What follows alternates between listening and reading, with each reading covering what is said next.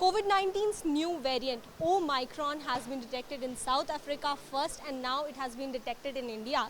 And for the precautionary measure, DIAL has taken so many safety measures that are being taken place in the Delhi airport. I am right now present in the Indira Gandhi International Airport, where you can see that so many different kind of measures that are being taken place to take the prevention from the new variant. You can see here there are diagnostic centers that has been set up here for the COVID testing. There are two types of tests that are being done here.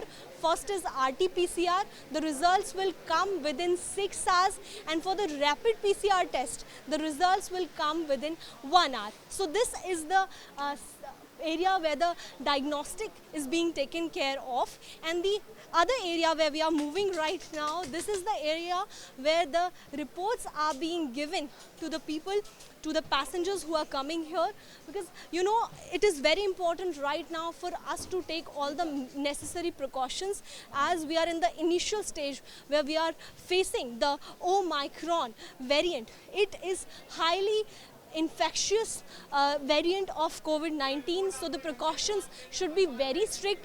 The newly added precautions that are being taken care of here and in the Indira Gandhi International Airport, you can see that people are following social distancing here, and all the necessary precautions that are required, whether it is mask, sanitization, are being taken care of.